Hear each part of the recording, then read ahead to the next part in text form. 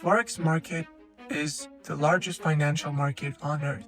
It trades more money in a single day than the stock market trades in an entire month.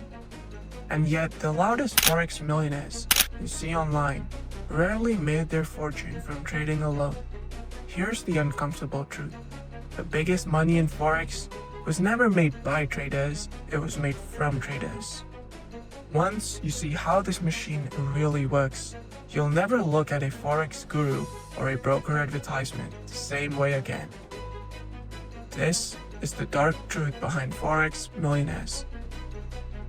Welcome to AdonisGlobal. Retail Forex didn't start because big banks suddenly became generous. Until the mid-1990s, the foreign exchange market was an interbank playground. Large institutions, corporations, and hedge funds moved billions between currencies every single day. If you weren't a bank, you weren't invited. That changed around 1996 to 1998, when early online trading platforms first appeared. Companies like Oanda, FXCM, and others discovered something new.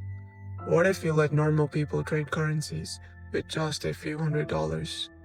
Now, instead of needing millions in capital, you could open an account with as little as $50 to $500. Take 50 to 1 or 100 to 1 leverage and trade currencies from your boredom 24 hours a day, 5 days a week. A whole new dream was born.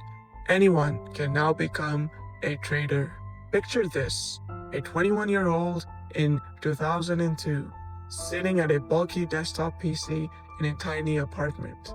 He deposits $200, clicks buy on Eurodollar, and suddenly he feels like he's joined Wall Street. That feeling of access is what created the modern retail Forex industry. If you remember, retail Forex was built on a powerful promise. Not that you could get rich, but that you could finally play the same game the banks had all to themselves. The 2000s and early 2010s turned that quiet niche into a full-blown industry. Social media exploded. YouTube, tutorials, Instagram traders, Telegram and WhatsApp signal groups. Brokers started spending millions on marketing. Welcome bonuses, zero commission claims, slick slogans like trade like the pros. Behind all of that, they knew one key fact, backed by regulators across the world. Most retail traders lose money. Modern regulators like ESMA in Europe, ASIC in Australia, and the NFA and CFTC in the United States force brokers to display their client statistics publicly.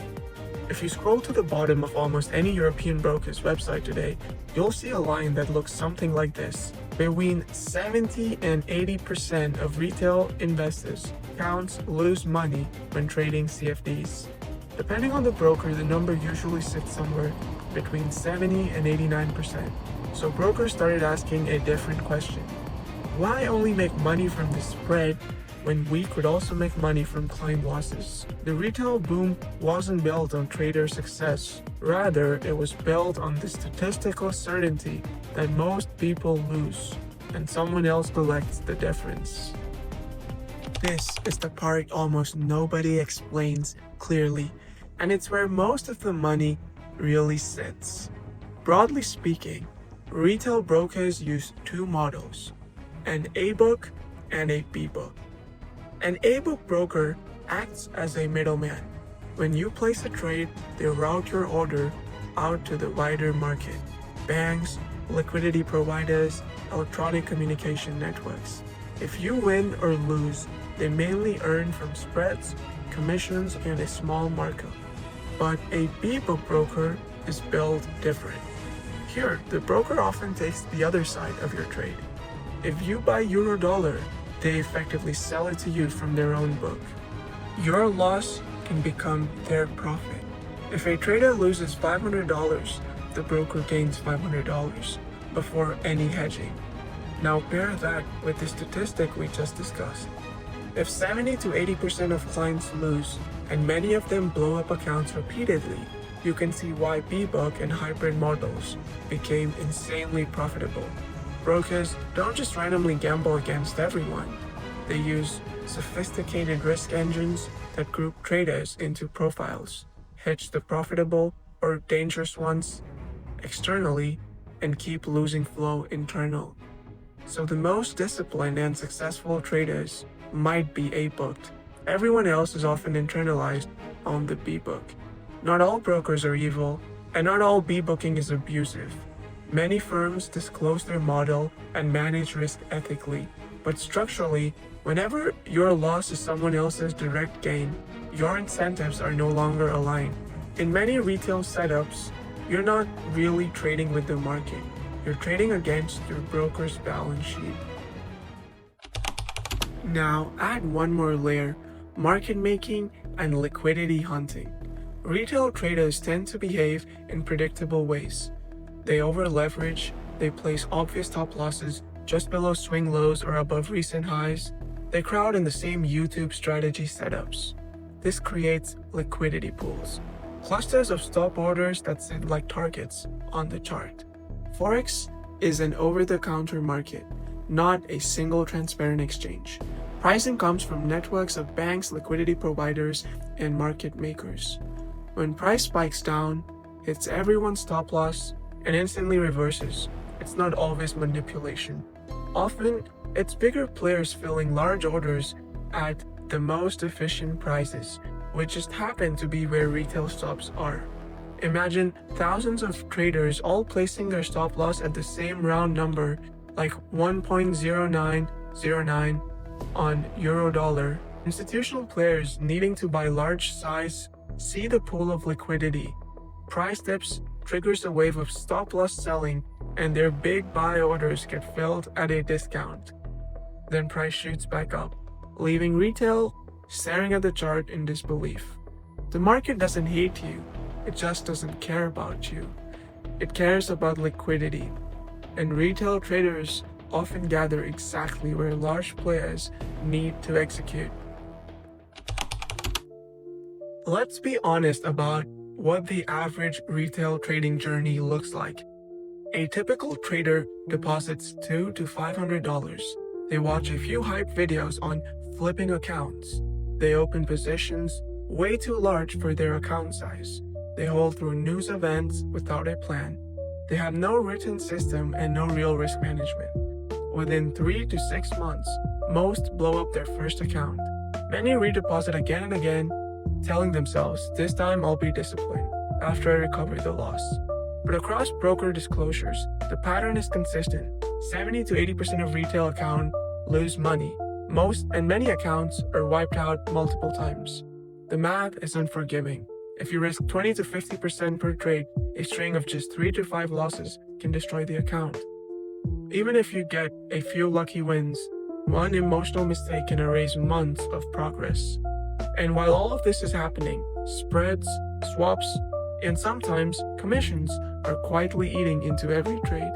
Retail traders don't lose because they're stupid. They lose because they're undercapitalized, over-leveraged, up against better tools, technology, and information, and constantly being sold a fantasy of easy money. If you remember one thing here, most traders don't blow up because of a single bad trade. They blow up because their entire approach was designed to fail from day one. Here's the twist. Yes, people became millionaires from Forex, but most didn't do it the way the internet suggests. Let's break it down. The first group is the educators. From around 2014 to 2019, a wave of trading educators appeared. Some were legitimate traders sharing what they knew. Others were pure marketers. They sold courses for a few hundred to a few $1,000s, signal group subscriptions, mentorship programs, and copy my trade services. If you get 1,000 people to pay $500 each, that's $500,000 in revenue. Do that a few times with upsells, and you can build $1 million business, even if your own trading is break-even. The second group is the brokers.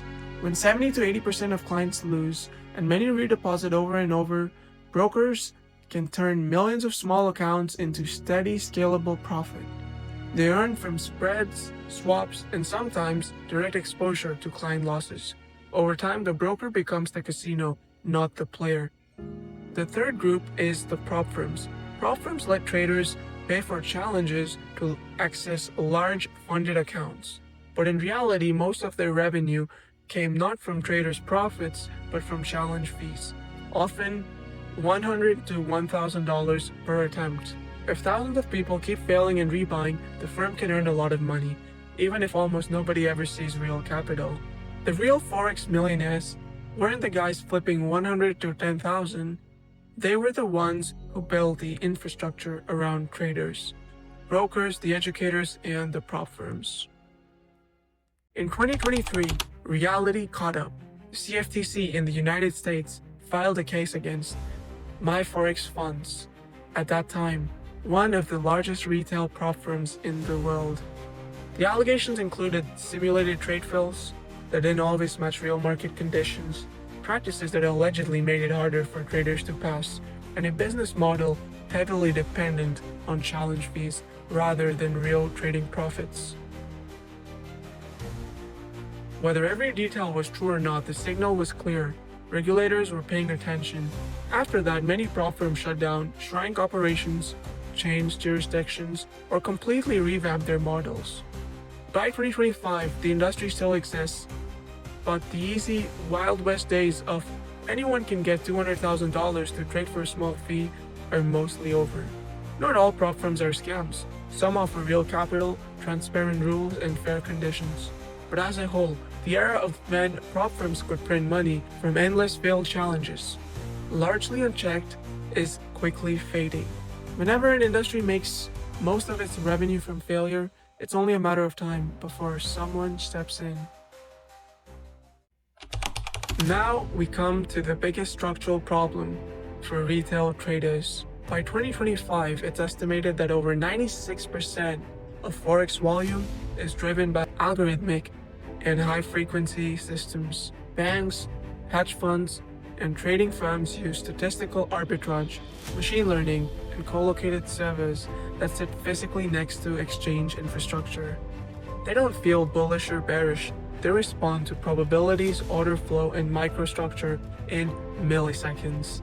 When a retail trader stares at 15-minute chart thinking, maybe Eurodollar looks like a double bottom, a high-frequency trading firm has already scanned thousands of instruments, placed and canceled orders in microseconds, and arbitraged away tiny inefficiencies that used to be exploitable. This doesn't mean it's impossible to win as a human, but it does mean that guessing on a phone during lunch breaks is not a real edge anymore. The game got faster. Most retail strategies didn't. If you remember one thing here, you're not just trading against the market, you're trading against code, capital, and computation on a level most people never see. So, if the odds are so stacked, does anyone actually make it? The answer is yes, but they look nothing like Instagram. The real long-term successful traders usually use low leverage. They risk 0.5% to 1% per trade. They specialize in just a few currency pairs. They have a written, back-tested system. They operate over years, not weeks, not signal groups. They're quiet, anonymous, and frankly a little boring. Imagine someone who works a normal job, spends evenings backtesting one strategy, trades only the London session on 1 or 2 pairs, risks 0.5% per trade, and averages 3 to 5% per month over many years. That person is far more likely to end up with meaningful wealth than someone chasing a flip 100 to 10,000 challenge. Most of the real professionals don't sell courses, not because selling education is always bad, but because their main edge is actually trading, and they guard it. If you take one thing from this, real trading success is slow, disciplined, and often invisible. If it looks too glamorous, it probably isn't real. So where does all of this leave us? Looking ahead to 2025 through 2030, a few trends are clear. First, AI will dominate execution. More order flow, both retail and institutional, will be handled by AI-driven execution systems. Humans will design the rules, machines will press the buttons. Second, retail will move toward automation. We'll likely see more copy trading platforms, algorithmic strategy marketplaces, and retail bots and expert advisors or EAs.